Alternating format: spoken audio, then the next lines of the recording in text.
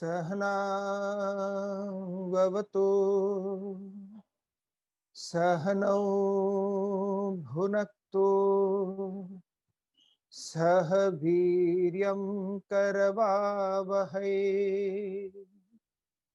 तेजस्विनावधीतमस्तु मा विद्विषावहै। ॐ शान्ति शान्ति शान्तिः।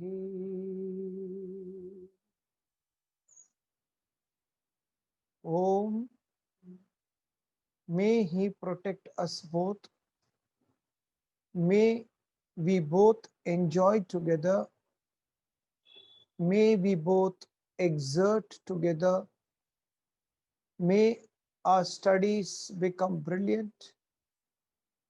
May we not become disputatious and hate each other.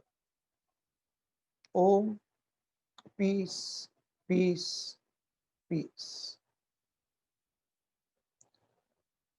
Welcome everybody back for the online classes. So since the chapter 3 is already over and we were supposed to launch on chapter 4, an idea came from one of the students that is it okay to summarize chapter 3? Now the whole idea of giving lectures, what we are selected verses of the Gita, which we call pearls of the Gita, is to understand that whatever we are teaching is a trigger point, so it triggers off for the students to study further into the subject. So chosen verses are picked, and in between you are supposed to sit and study.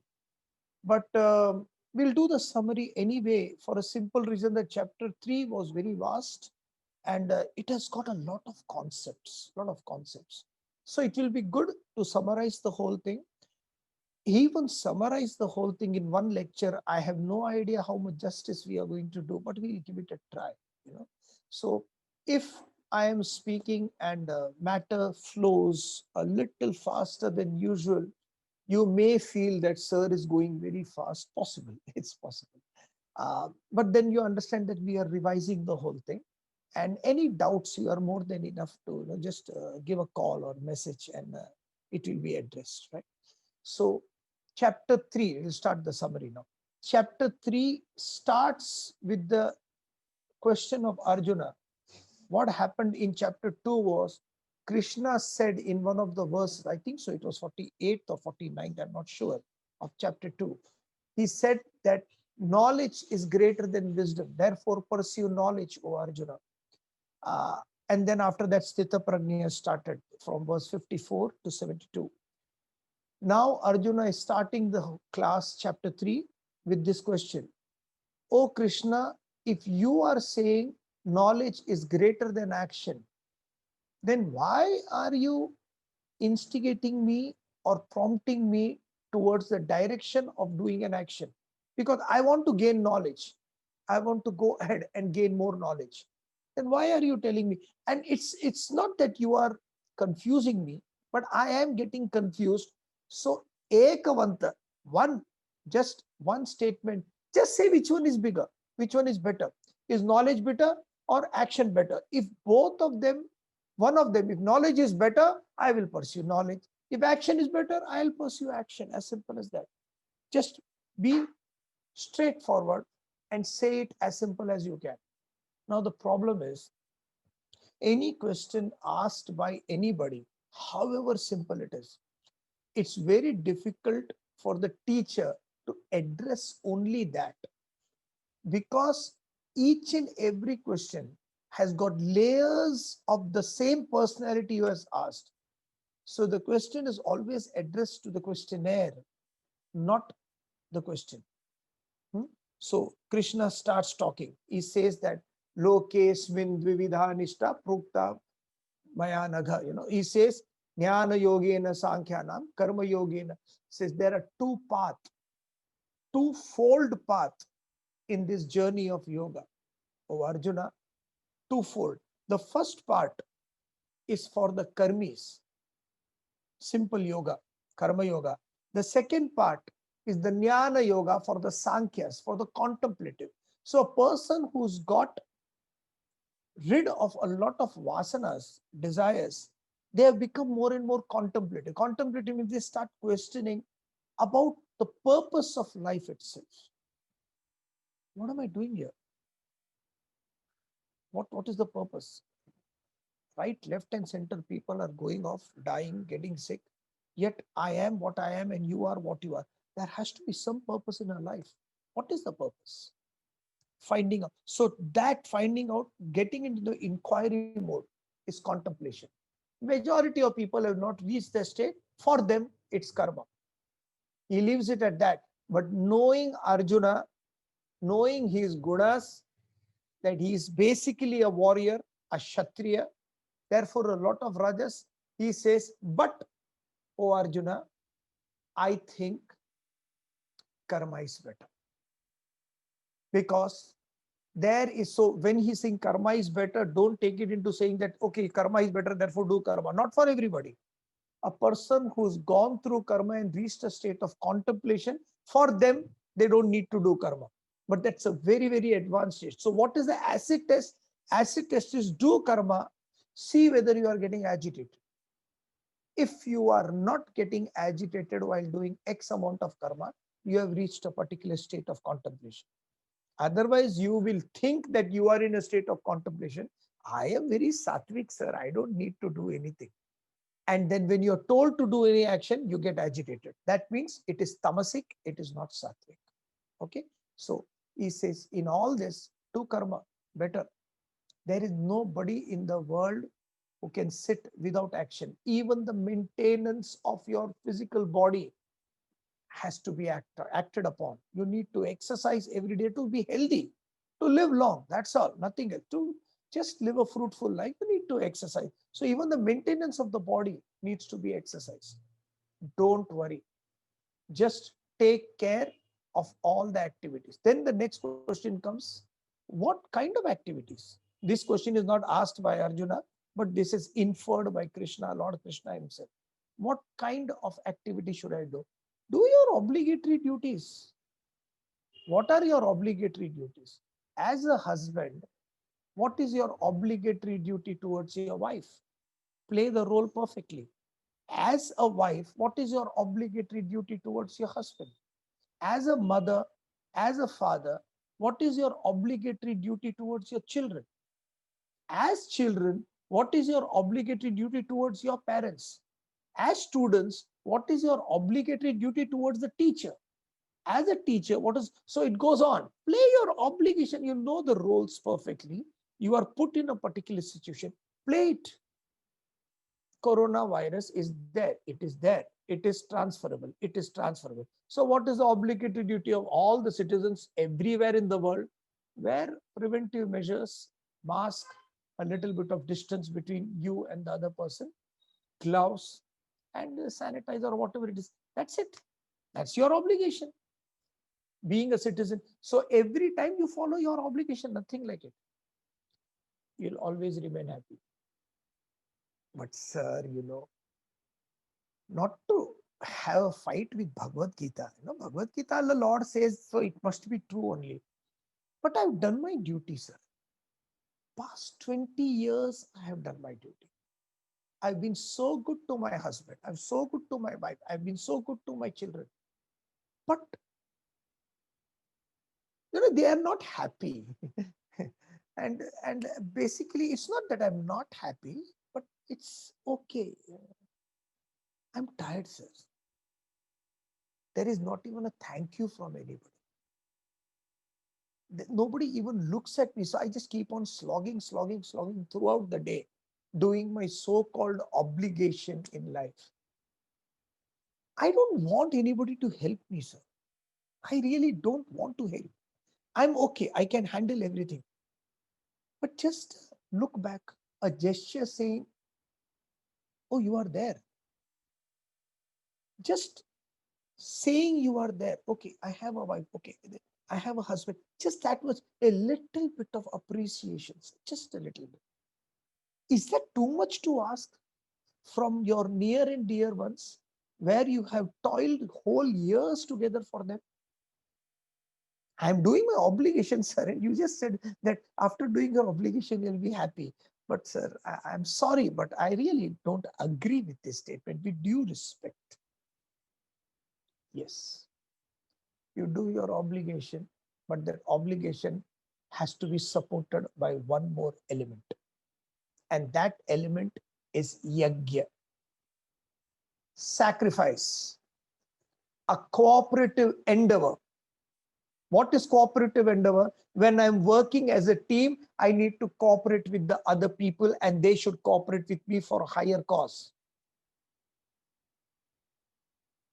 Cooperative endeavor. See, nothing is external. You have to understand that. Everything is internal. So here the cooperative endeavor is between the cooperation between my mind and my intellect. And a higher goal in life, yajna, a spirit of sacrifice. And what is the spirit of sacrifice? Spirit of sacrifice is where I give up the sense of doership. The ego which comes and says, I am the doer, I do everything. You know who I am? You know what I do? That sense of doership needs to be given up. That is the spirit of yajna. And when you are in the spirit of yajna, you will live happily. So the subsequent thought pattern comes is the diagram which we had given it to you, which is called agricultural metaphor. It starts from bottom. It doesn't start from Brahman, because Brahman we don't know. It starts from something we know. Vedanta always follows subject from known to unknown. So what do you know? We know there are human beings. Yes, human beings are taken care of by food, sustained by food. Yes, that food comes from rains, cloud, and the cloud sacrifices the rains and gives. Yes, the clouds come from somewhere else. Yes, it comes from somewhere else. Vagara, vagara. Agricultural metaphor goes. And ultimately it touches Brahman. Here, the connotation of Ved Vyas is beautiful. He says there is this supreme reality, Brahman. We all know that, self-realization, what we say. When we don't understand the self, the Brahman as Brahman, the supreme reality, we misunderstand it as something else. And there is born a vasana. Vasanas are desired ridden actions. The thought of vasana is what? If I get that, I will be happy. The seed of that is called vasana. So vasana gives birth to thought, thought gives birth to desire, and desire gives birth to action. This is the way it moves. That desire comes down, and then there are various actions. Thousands and lakhs of people moving around, and there are lakhs of variety of actions. Field of activities, thousands and millions. But all actions are categorized into just two. In fact, the Granthas say three, but for our purposes, we can do two. Selfish activity and unselfish or selfless activity. When action is done in a selfish attitude, simple, me, mine, and I. Any statement and any activity starts and ends with what I have done and what is mine and what is ours. It's selfish. Selfish actions always will have more unfulfilled desires, because the world is not there to cater to an individual alone.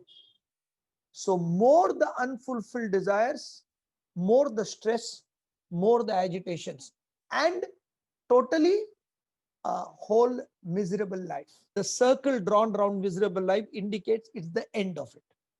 It goes to destruction. If you remember chapter 2, verse 62, 63, if you go through that, Bhagavad Gita, chapter 2, 62, 63, it will give you a reference. If you live a selfish action, live by selfish desires. If you are selfless, which is, it needs to be done, therefore I am doing it. This I is not important who's doing it. The equipment that is carrying the message is not important. The message is important. Like Ram Tirtha says, the first marathon runner ran from one particular place in Greece to the other, and he reached that place, I think so, from Athens to Macedon, I'm not sure. He reached that place and he told the king, we have won the war, and he collapsed and died after running 40x kilometers continuously. Ram Tirtha says this beautiful line, message delivered, kill the messenger. What a beautiful line. Message is delivered, concentrate on the message. It really doesn't matter who the messenger is. When a postman comes and gives you a good news, you're not bothered how the postman looks, from which caste he belongs, which strata of income he comes. You're not bothered. You just take the letter and say thank you very much and move on. Take the message, kill the messenger. This is selfless activities. This happens in the spirit of yajna. Selfless activities come when the focus is, I don't need anything from the world anymore. I'm completely contented. Now, since I have to do some action to live my life, that action naturally spills over as selfless. I don't want to do good, but sir, it happens. There is no desire that मेरे को अच्छा करना है, ये करना है, नहीं. But somehow, since my desires are less, needs are less, requirement is less, it automatically translates whether I can do something for somebody else. It's natural, that's all. Such a selfless act brings the charitable disposition, the rains, brings productivity. Productivity. With the rains, productivity comes. When the cloud sacrifices completely, rain comes. Similarly, in the spirit of yajna, productivity comes. With productivity, you have reached a state of self-sufficiency. You have achieved a state of self-sufficiency. And once you have achieved the state of self-sufficiency, you are always moving towards a better living. Not by comparing each other's standard of living, but the quality of life. It grows by leap and bounds. So this is the whole agricultural metaphor. When you know all this, and even then the person does not understand, no, you have to do good. Do good means what? To the society. To the society means what? Kill your ego. There should not be any doership.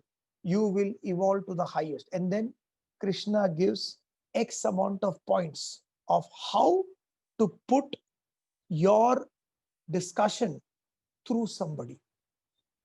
These are the psychological impacts. So first he says devotion.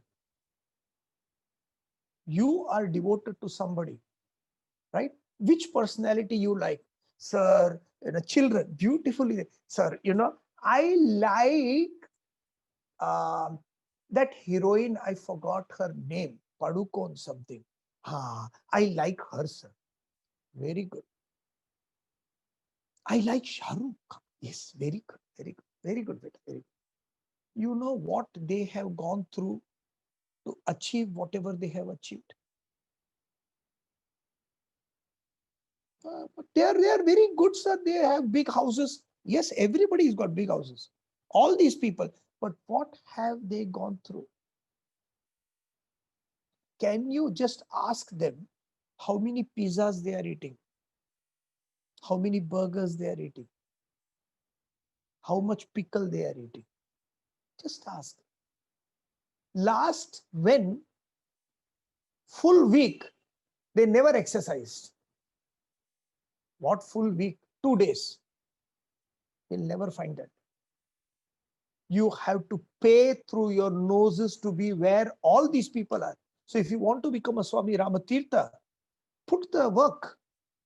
If you want to become a star, put a work. Whatever you do, you put this activity inside. Those people have done it. Those people whom you look up and say, I love that guy, love that person. He or she has done it.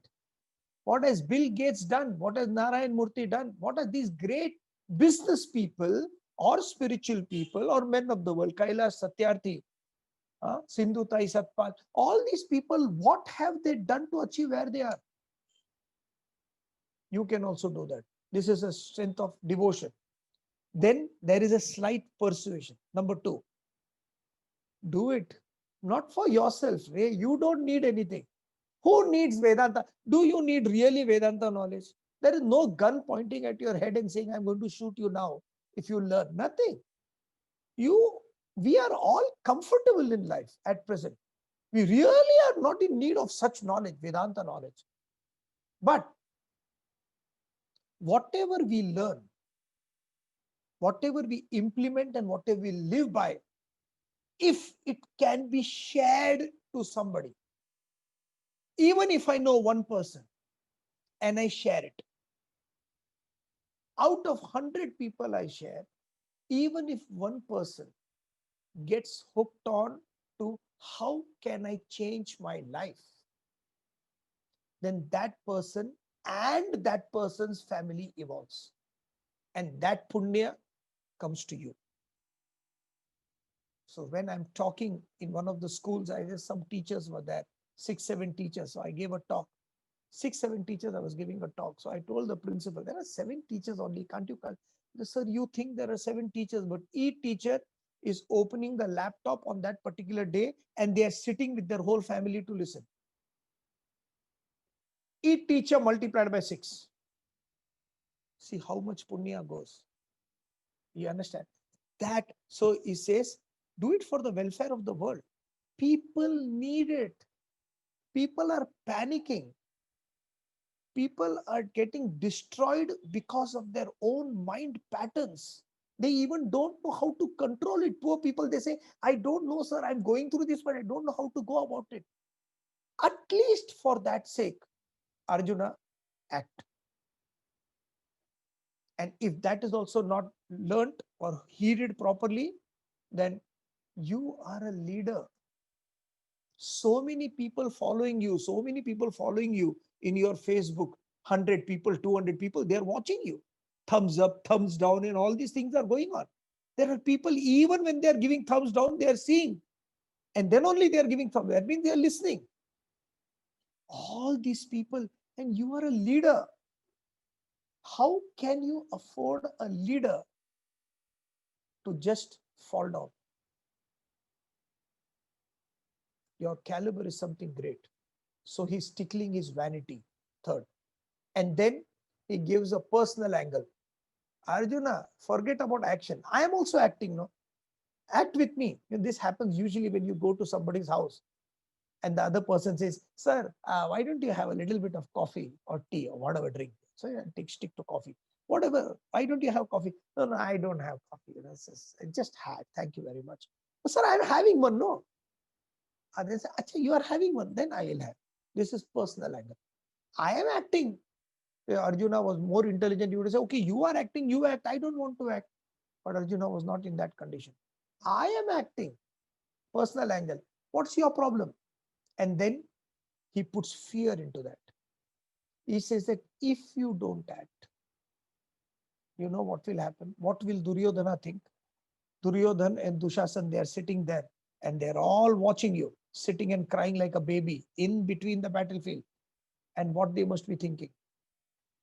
And what name will occur after the war? Oh, Arjuna, that guy now who's sitting and crying, wohi tha na? Acha, acha. What, all your bravery, everything is gone. A fear of identity. And the last, he gives this threat. If you don't act, there will be Sarvanash. If I don't act, the world will stop. The sun will stop rising. I am acting not for any ulterior motive. I am acting because I need to do it. Khatam. So these 6 acts of dealing with personalities, one of them will click. So either it will be devotion, or it will be a persuasion, or it will be tickling the other person's vanity, or a personal angle, whatever it is, or fear or threat. These 6, one will work. When you have learned all this, you become like a master. Now I know, sir, I can deal with everybody now. I don't have any problems. I exactly know how to deal. I don't get agitated at all. And when anybody comes with any problem, I know how to solve it. And then you become a teacher. You become a guru. Designated guru. Nobody allotted you a guru, you become a guru. And then you start telling everybody around what is the right thing and the wrong thing.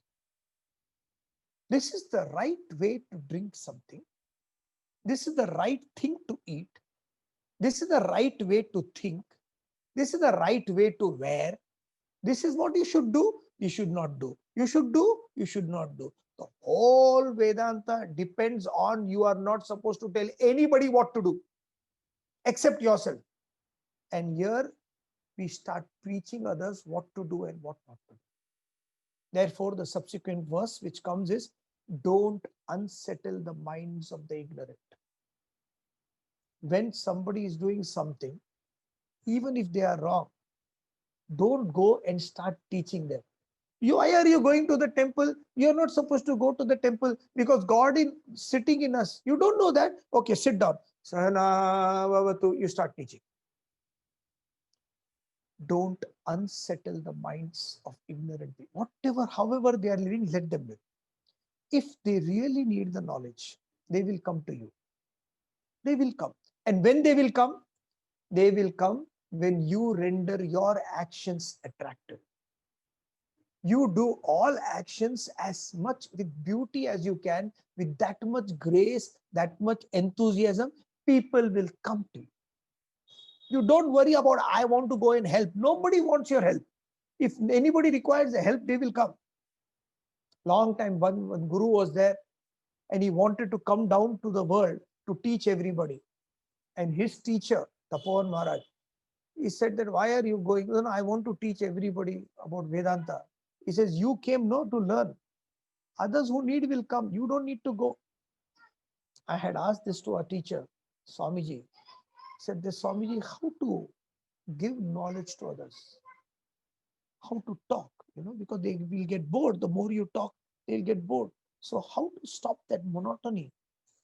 He says, who told you to give? That's a beautiful answer. 25 years, 20 years back. Who told you to be like a lake? Fill in water and stay put. If enough good quality water is there, you don't worry about giving. Those people who need it will put pipes into it and draw the water out. You don't need to do anything. You just collect the water. So you just collect the knowledge. Don't keep on saying he is right, that is wrong. External viewpoint means you are an extroverted person, you have not learned anything. Every aspect of spiritual exercises is to look within yourself. Kata. Everything. Okay. So you don't put the other person in discomfort. You should eat this, you should not eat, you should wear this clothes, not wear that cloth. All different rules and regulations coming. And the worst thing is what, they are quoting the Shastras only. I'll eventually come to you. So that don't unsettle the minds of the ignorant. Then what do you do? Just give all, surrender all activities to me. Mai sarvani karmani sanyasya dhyatma chetasa. Your Atman, your mind should be attuned to the self, and all your physical actions just surrender to me. And mind, what should happen? The intellect is fixed on the goal, higher goal. Physical body is functioning. What should the mind do? Nothing. Stay in the present. You are listening. Now listen. Let not other thoughts clamor. Nirashi nirmamo bhutva. No mindness, no attachment to the past. No hope of this is how it's supposed to be in my life in the future. Then what you are, where you are living in the present. What is that word? Tomorrow is a mystery. Yesterday was a history, is a history. Therefore, perhaps today is considered a present. Take the present. Mai Sarvani. So you surrender all your activities to me. Yes, sir. But what activities to do? There are so many activities. You said obligated to take care of my father, mother, brother, sister, husband, wife, society, plus my job, plus my bills to be paid. What type of activities you should do? Simple. Again, do your Swadharma. Just do your Swadharma. What is Swadharma? In a nutshell, Swadharma is something which you love to do, which automatically is your predominant set of desires, of vasanas. Now, Swadharma, the beauty is when I'm doing my Swadharma, something which I love to do, I will never see or think about what result is going to come. Because the action itself is so complete. Paripurnata is reached. Complete state of fulfillment within yourself is reached. You have done the job to the best of your ability. When you have done Swadharma like this, don't bother about the fruits. Let it come when it comes. See the fruit just to see whether the action can be bettered. But you are never sit with the expectation that how much I am going to get or how much the society is giving me. The thought is not there. When you do Swadharma like this, life takes a different course. You'll become happy. Next question by Arjuna. See, all this is linked. Arjuna is saying, I want to do Swadharma. I want to fight. That's my nature. I want to fight. And I am in the right side of the war. I'm fighting for righteousness against unrighteous people. Yet, something is impeding my growth. I'm not able to do Swadharma. So what is it that's stopping me from doing what I love? I love to do a particular thing, but there is something stopping me. There has to be something external. What is stopping me? I don't know. How can it be that there is nothing external that can defeat me? My relationships are there, my this is there, my that is, and something is impeding me. Oh Krishna, what is it? What is stopping me from doing my own Swadharma? And Krishna's answer, don't look at Vairinam, enemy outside. There are no enemies outside. I hate you. There is nobody to hate.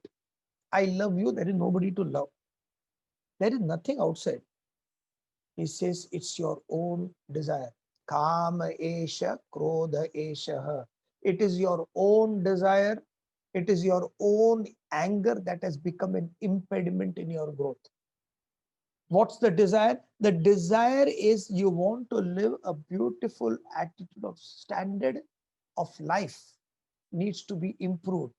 But because of external behavior, external education, somewhere down the line, I have started focusing more, perhaps 90% on the standard of living. So I'm looking at standard of living. Curtains are good, sofa sets are good, houses are good, but the people living in there is abysmal, absolutely bad. Quality of life has gone down.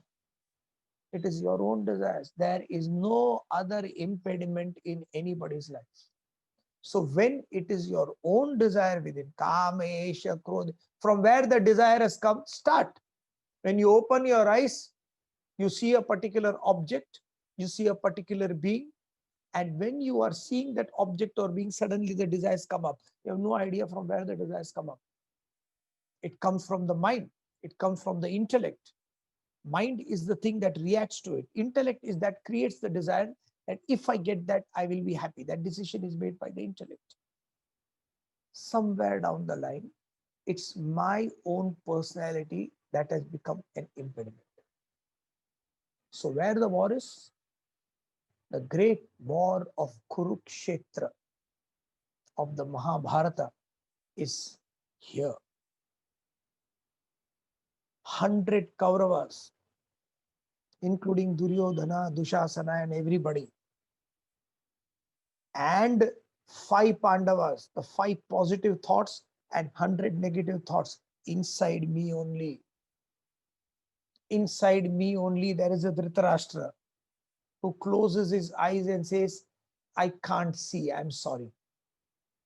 Inside me only there is a Gandhari who keeps the patti in the eyes and says, I don't want to see. Are, but you are doing something wrong, doesn't matter, but I don't want to see. This is the repercussion that will happen if you're doing something wrong at the end of the day, doesn't matter. Gandhari. It is always 5 positive thoughts, Pandavas, vis-a-vis 100 negative thoughts of the Kauravas. And always, as a rule, Kauravas will win. Provided the Pandavas have with them Lord Krishna. Intellect, a clear intellect, saturated with higher values of life. When Krishna is there with Pandavas, when Krishna is there with good thoughts, all the negative thoughts can be taken care of. No more desires can trouble you. You reach a particular state. And what is that state? The self-realization. So just understand, senses can be controlled by the mind. Mind can be controlled by the intellect. Now, this is where we don't come. We just function on mind. Mind can be controlled by our own intellect. And greater than the intellect is He, the supreme reality. Therefore, establish yourself in that supreme reality, intellect fixed on higher goal of life, mind educated on what needs to be done in life, and let the body function in the world. That will be the perfect karma. This, in toto, was the whole summation of Karma Yoga.